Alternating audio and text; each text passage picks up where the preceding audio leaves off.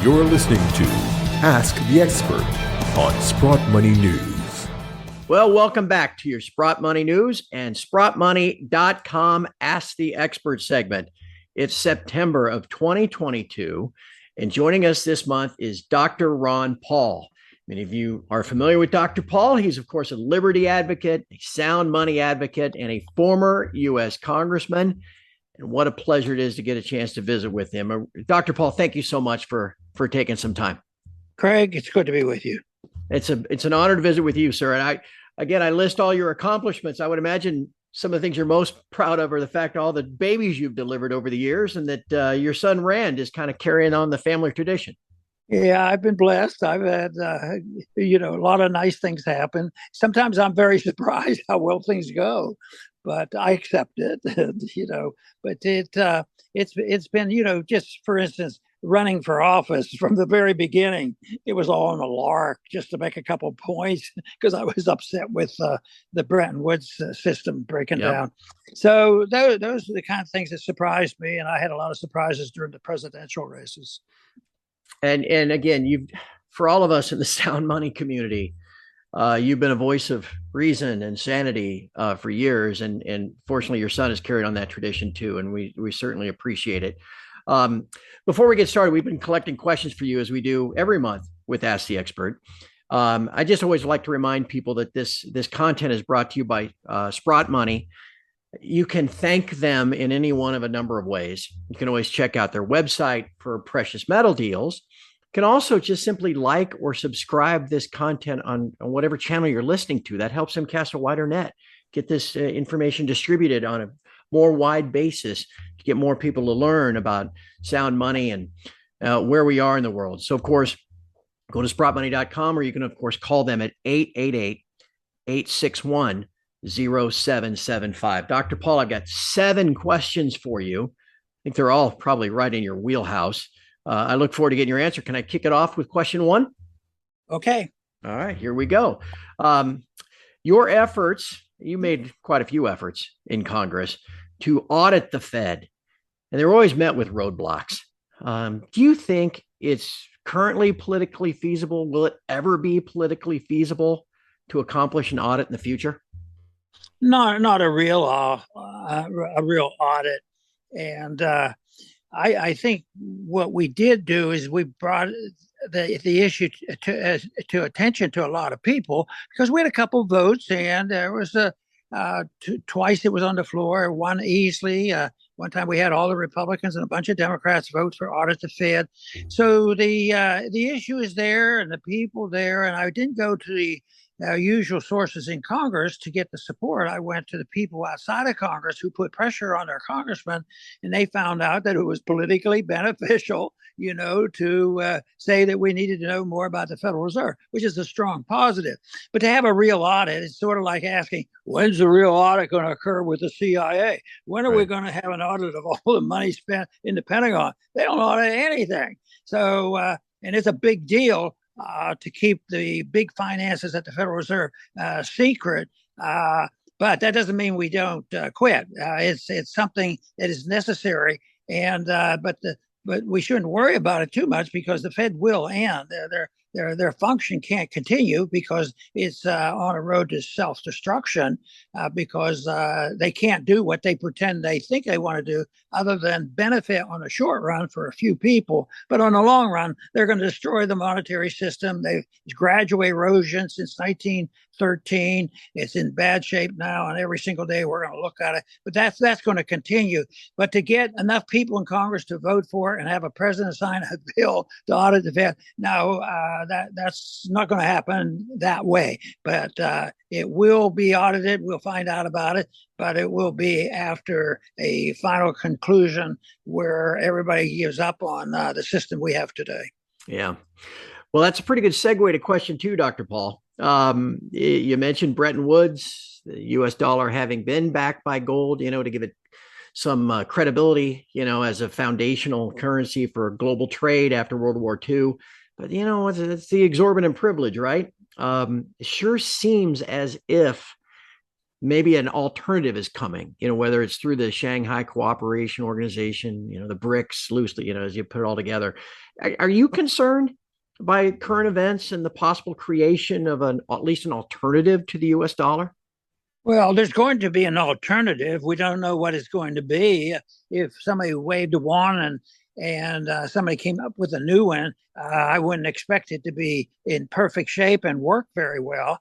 But it's great stuff. And that was fulfilling my efforts in Washington, because I always emphasize the thing about competition, that there should be competition in currencies, and that if there is a competition in metals or whatever, there should be no taxation on money. You can't compete if you can print money and there's no taxation, but if somebody else has an alternative, and if the price of gold or silver goes up, you get taxed on that. So there'd be no taxes, whether there be the state tax or federal taxes on money, and it would have to be voluntary. There'll be others internationally. There's constant talk about it, and I think that's very, very healthy. But I think the odds in the real near future of a significant takeover of the reserve currency of the world right now, people are loving the dollar. They're going to the dollar, and that's going to continue for a while. But in the midst of a real chaotic situation, such as that we've seen over the years, in times of war, there's always a natural resorting to something else until somebody comes along and straightens it out. Even we have gone back to gold after being off it, like after the Continental dollar failed and after the Civil War, we went back to gold. It's conceivable, but that's not going to happen. But under chaotic conditions, there will be alternatives. What I try to do is get involved in the education part so that people will understand, even if governments were to be involved, that they try one where they have a unit of account that they can define, such as a weight of some precious metal. Right. That would seem to be a likely way they would go. I mean, do you think, if something were proposed in the future, loosely by a coalition of other countries, they'd probably want, that's what we have always thought, that they'd probably offer it with some type of gold backing to give people confidence in it. Does that seem logical? It seems logical on the surface, but not as practical, because I mentioned the fact that we went back on the gold standard after the Civil War, and they had a resumption period of 3 years, and they had been off it for 15 years total. And they promised that they would go back to $20 an ounce, and they were able to do it, and it was uneventful. But we weren't running huge deficits. We weren't managing an empire around the world. We didn't have the reserve currency of the world. But we can't do that now, because there's nobody. The pain and suffering of the treatment would be such that they're not going to want to do it. Eventually, the people will want to do it, and they will probably have their own little way of saving. That's why liberty is the most important thing we do, is make sure if the government can't take care of us, we ought to be able to get together and voluntarily take care of ourselves and try to preserve our wealth. But no, it's not going to be likely. Even if you had the votes there in the Congress, like I said, you have to have the House, you have to have the Senate, you have to have the courts. Courts have never been friendly to sound money, and under those conditions, the president won't sign these bills. So you have to work on the assumption that this is going to continue. The biggest effort has to be preparation for some chaos. At the same time, education.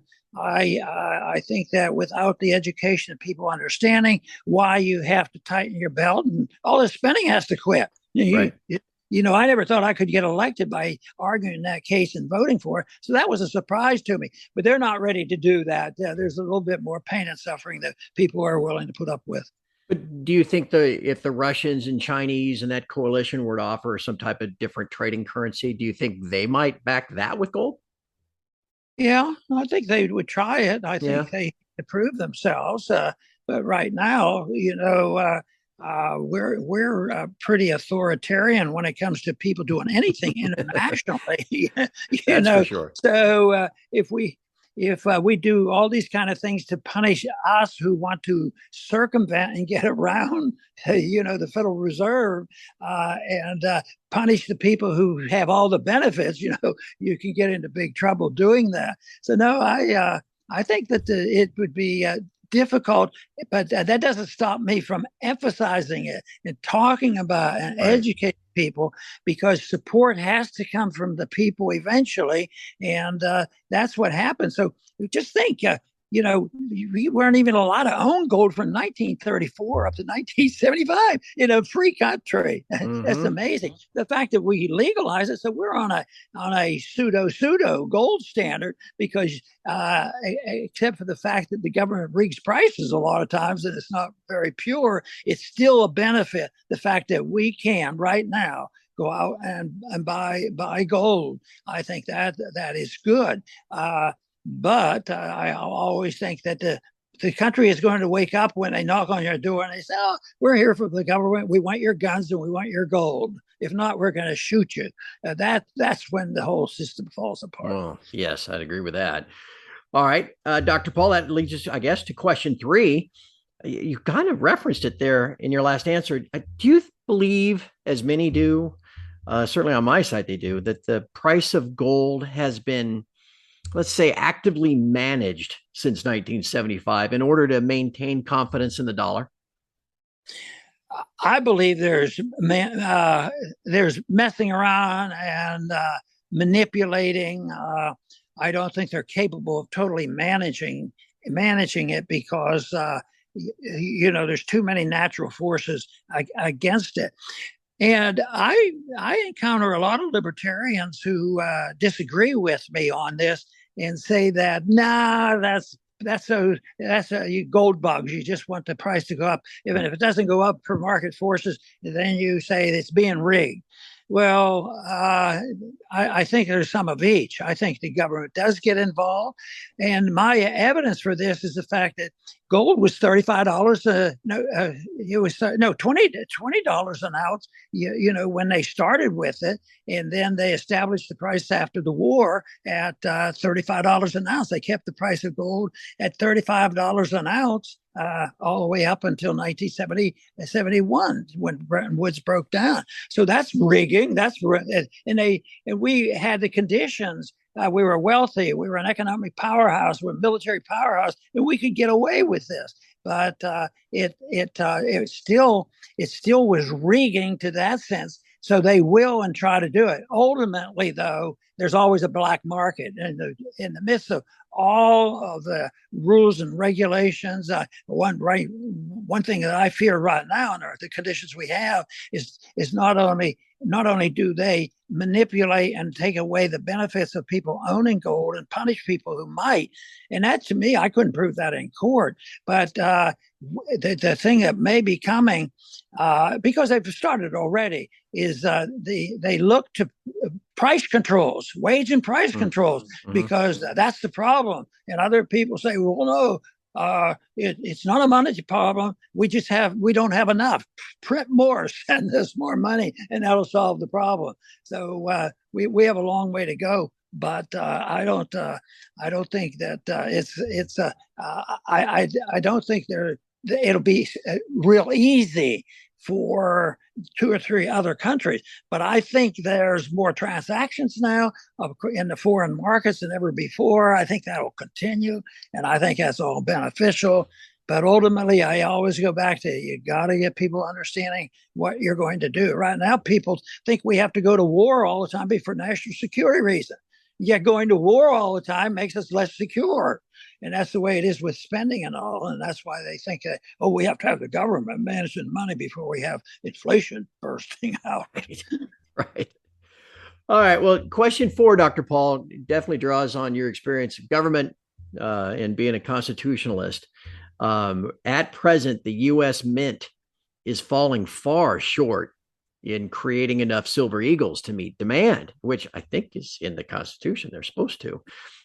Representative Alex Mooney of West Virginia has tried to petition Secretary Yellen, Mint Director Gibson, but never gets anything back. Now it's like falls, just crickets, right? What do you think is behind the production shortage? Why is it persisting? Well, I think there's a high demand. I don't know what all the statistics say and prove, but I think people's concerns are real, and I think there are a lot more people who understand gold. And when people really get frightened and some of these calamities hit, and that could happen any day, internationally or financially, people will go, even though right now they're reluctant to do this, thinking that things will work out. But I don't know the details of the supply and how it goes. But I think that there's a high demand, and maybe the whole thing is contrived for a purpose. I know that they're going. I know it's to the benefit of the government to not allow the market really to control the prices. When gold was re-legalized in 1975, that was a big event. We were watching that so closely from 71. Boy, everybody expected gold prices to explode in 75.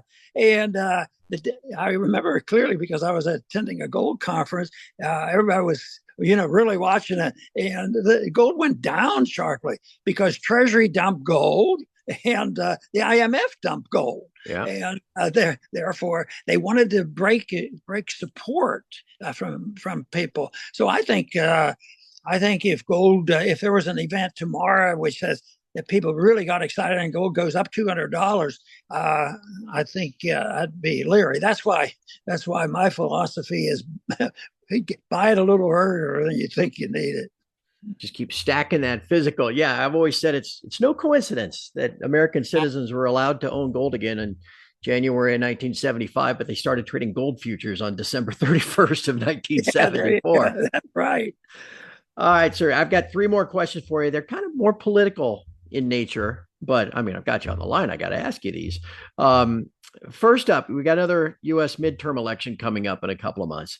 How concerned are you with voter fraud? Mail-in ballots seem to be a very easy opportunity for that.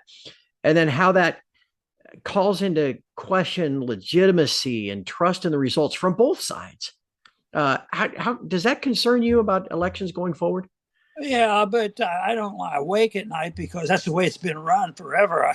I think the more pure a democracy strives, to dictate and distribute power through 51% of the vote. The founders considered that one of the worst types of system because when you can manipulate and propagandize and get consent from the people, that it is most open to a revolution and a coup and taking over.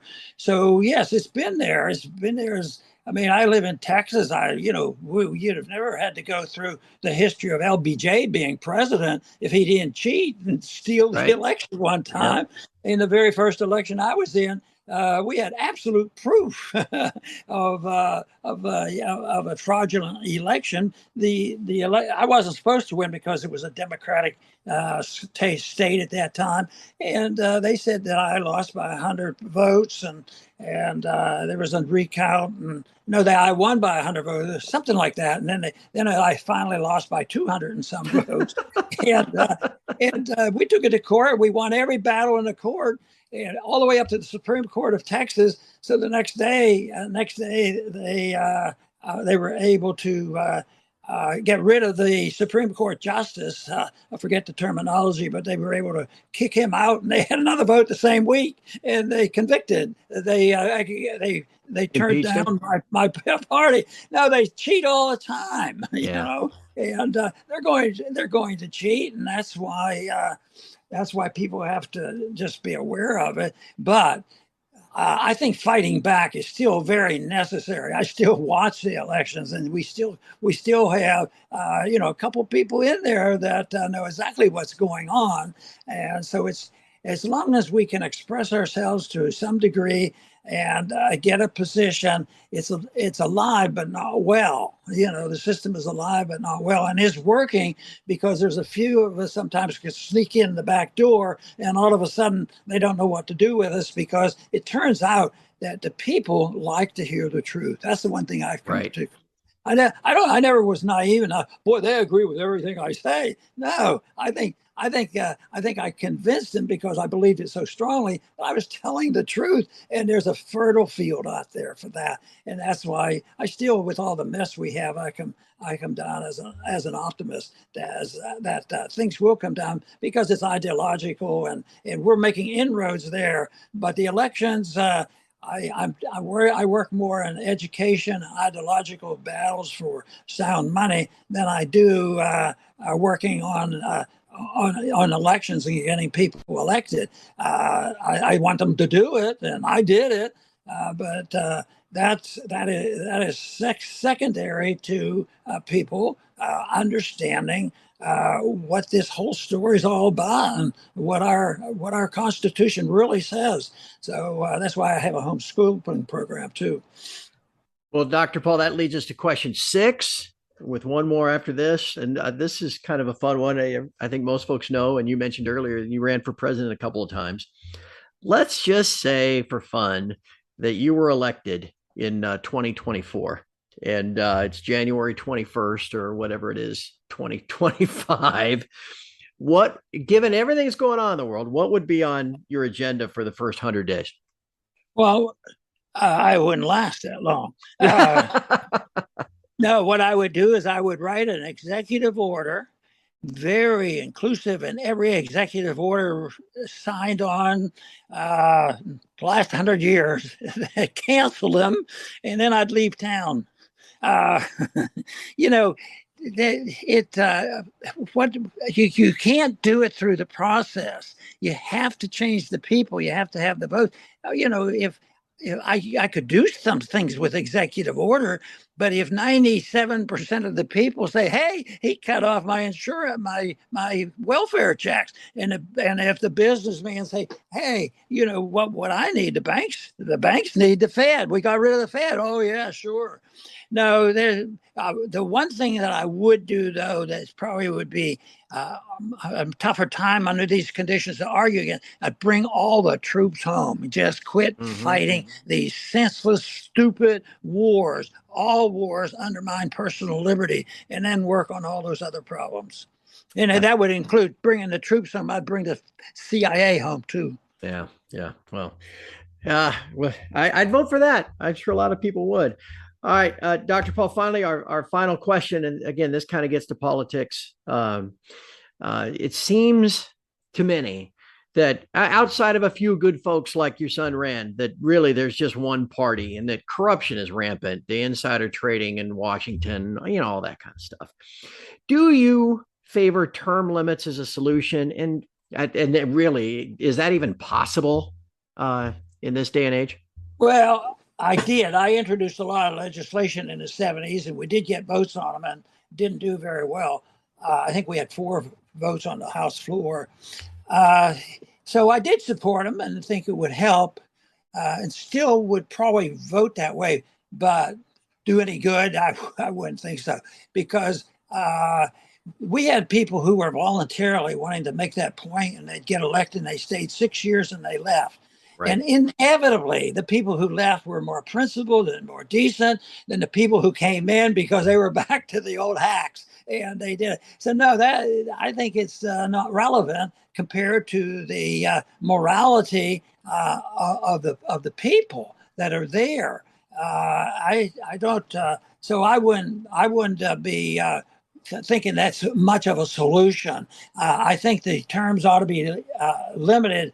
But when the people wake up and say, "I'm not voting for you unless you vote to bring the troops home," that would be a good limitation of funds. That's why you have to go, to the people themselves and get them to understand, why it's important for us to pick up and improve upon and restore what the founders tried to do. That is 100 times more important than just saying that, we'll limit your terms, and after you're done in 6 years, we're going to kick you out.